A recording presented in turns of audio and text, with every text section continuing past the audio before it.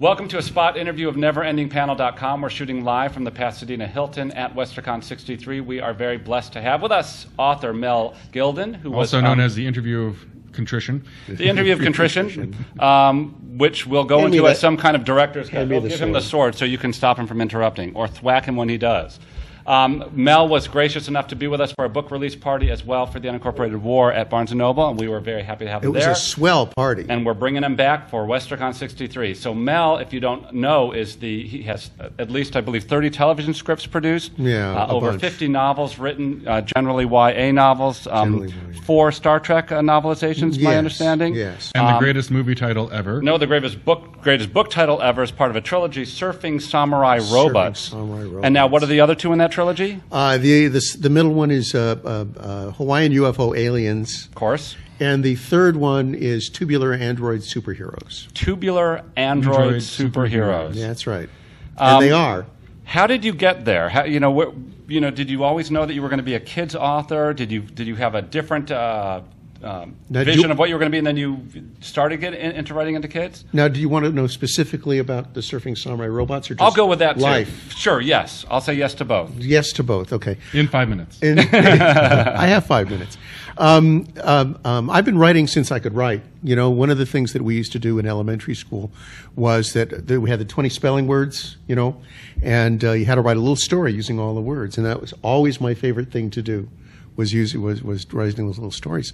And then when I got to junior high school, my grandmother bought me a typewriter. Remember typewriters? I do. Yeah, with ribbons and things, yeah. You didn't have to plug it in, and it was instant copy, it's sort of a printer. And I started writing stories. My mother said, go to summer school and learn how to type. And it was one of the best things she ever told me to do. The only class in high school I think I ever actually benefited from. Enormously useful. And I know a couple of women who say, well, I never took typing because I didn't want anybody to make me a secretary. Well, they can't make you a secretary. Right. I mean, you can be a secretary, but you don't have to be a secretary if you don't want one. Anyway, the typing was enormously useful. And I just wrote. I think writing is like an itch you have to scratch. Now, how did you choose for yourself, or did it get chosen for you, children's writing? Well, it just sort of happened. It just sort of happened. I'm not really a long book writer.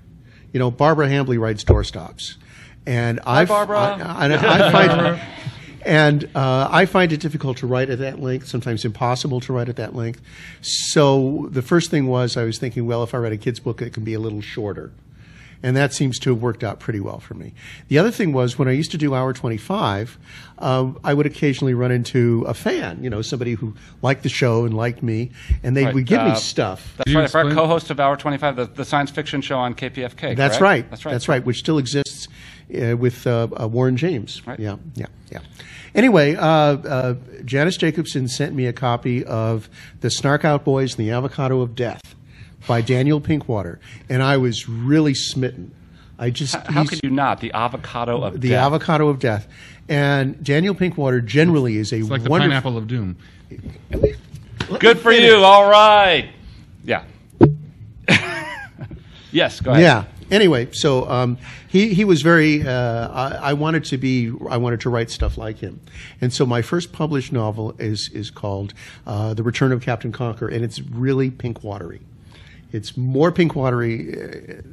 I would like it to be even more Pinkwatery.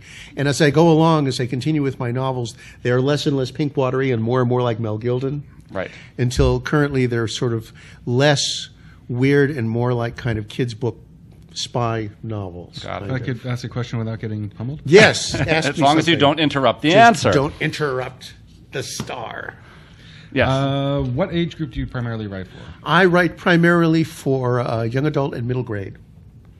And this means like 5th grade and up through maybe the middle of high school. Because by the time they're in high school, most kids are reading adult novels. Right. Not adult meaning dirty, but adult meaning like grown up. Or trying to, Yeah, or it could be dirty, I suppose. So what are you working on next? What's up for your audience? What's up for my audience is a series of books about a kid named Reed Gladstone, who, through no fault of his own, gets involved with sort of a Spectre kind of organization.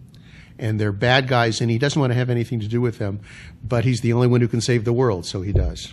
Got it. Yeah. And when can we expect to see some of I have no idea. I'll probably put some of it on my website.